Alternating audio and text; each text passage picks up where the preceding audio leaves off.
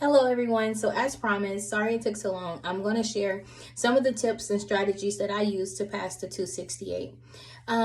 So as far as the multiple choice is concerned, I would recommend the $10 practice test. And also the Zooms for the 268 group. Really helped me tremendously. I didn't find that group until like 2 weeks before my test, but I utilized going to the meetings, and a lot of times I couldn't really take my unmute and turn my camera on and engage the way I wanted to because of family life. When I got home, I do have 2 kids, and so I wasn't able to really engage like I wanted to, but just listening and participating, like still putting my answers and reading the questions and the rationales, really interacting with the group and hearing the rationales of why people thought, it was the answer, and hearing the right answer, it really did help me to pass the test. Also, just studying the rationales. So if I got the question wrong, I studied the answer of the rationale of why it was wrong so that I can use that same logic when I take my 268. So study the rationales of the answers that you got right, why that was the right answer, but also don't forget to study the answers that you got wrong and why was that the wrong answer.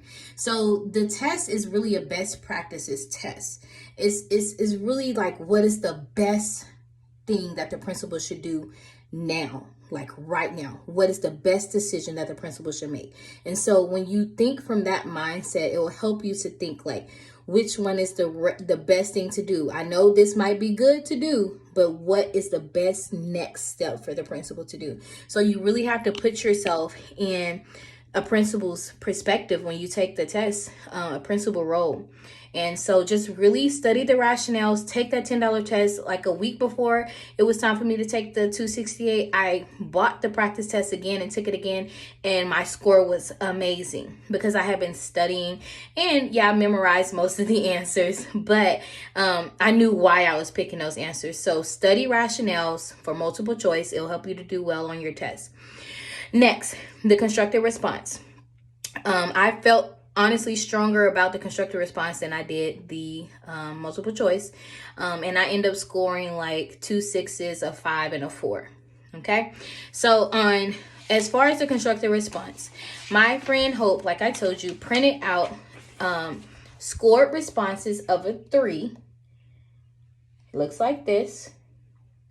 So I studied and memorized all the scores of a 3.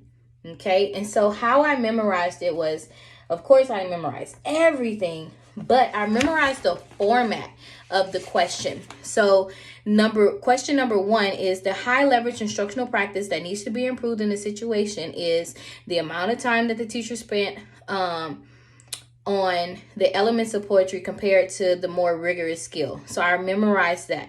And then I also memorized that the students had already mastered it, but she still taught it anyway.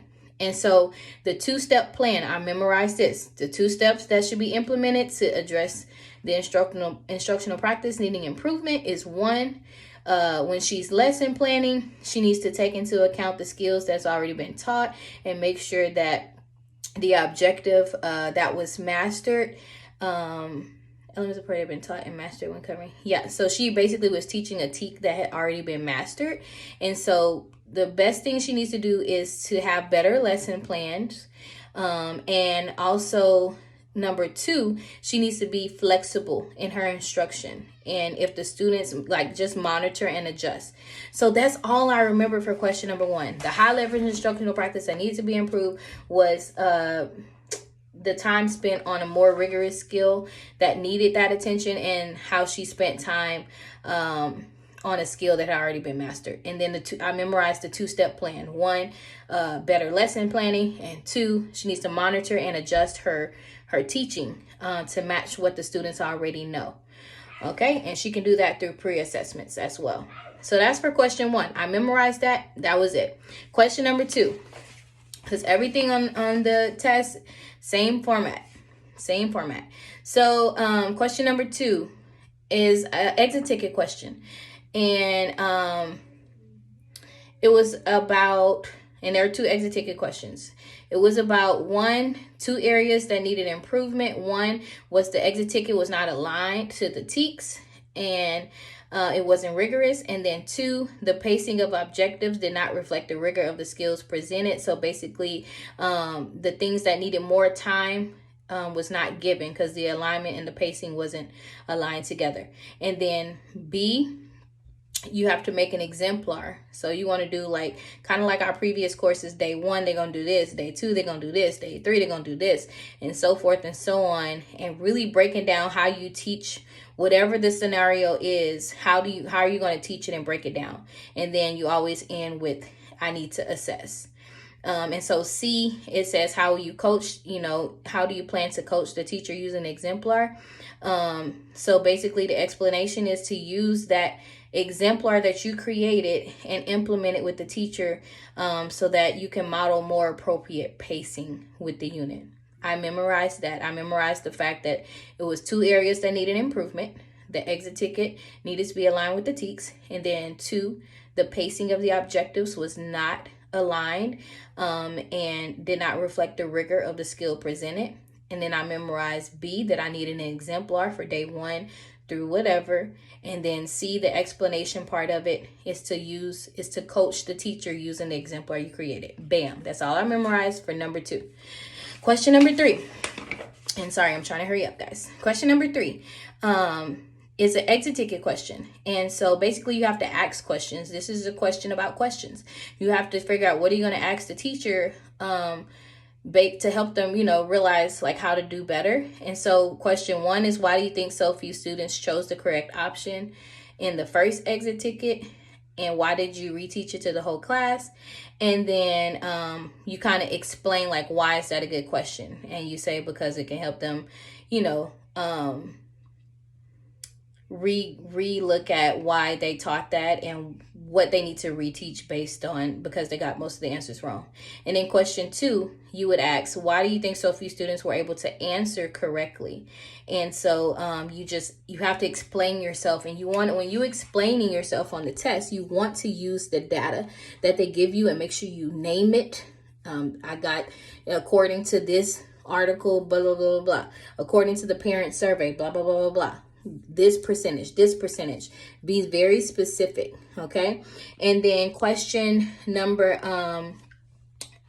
4 is the last question, the essay, and it is about how to improve. A significant barrier question is what I call it.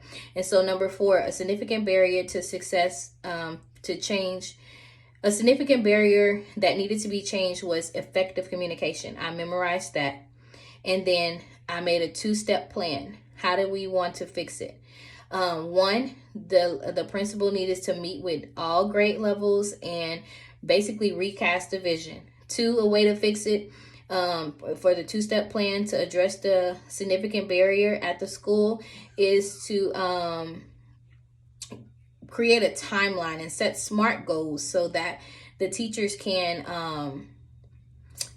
clearly understand how they're going to implement the vision of the writing initiative.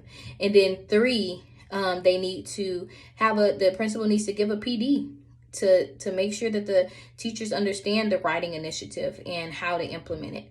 And last, I even added a step 4 that they need to monitor the progress of the new initiative, and also conduct walkthroughs. So I basically just memorized those pieces, not necessarily all the details, but just like the format. So I knew question 1 was a high leverage instructional practice. I knew question 2, I needed to make an exemplar. I knew question 3 was about the 2 questions I needed to ask the teacher. And I knew question 4 was about how to improve and how to make a multi-step plan of improvement. 1 being, I need to recast the vision and have a meeting because the teachers don't understand what's going on. 2, I need to let them set SMART goals and how we're going to implement this. 3, I need to provide a PD, and then I need to do a walkthrough to make sure that the teachers are doing it and implementing it and who needs support. And so you want to memorize just the format, not details, just the format of the question so you can utilize that when you take your test. So that's all I have for you. I hope that this helps you, and I hope that everybody watching this video passes, and I hope that you really take your time and believe in yourself and have confidence and really just do order of elimination when it comes to multiple choice. What is the best answer? What is the best thing to do next, like right now? And a lot of they'll teach you when you go to the Zooms with our group in 268, they teach you how to just pay attention to those verbs and make sure you're reading, like, what is this question asking for? What are they asking me? And then what is the best answer? And so I believe that you can pass the test with order of elimination as well, but you also need to know why it's the right answer. And it's the best practices test. So I wish all of you well. I hope everyone passes. I know it's super stressful, but try to stay calm. I did my best to stay calm. I didn't tell a lot of people I was taking the test because I didn't want to be stressed, and then I didn't want them asking me over and over. So I chose to share the day I took my test. And that kept my stress levels down. But I did tell, a few people,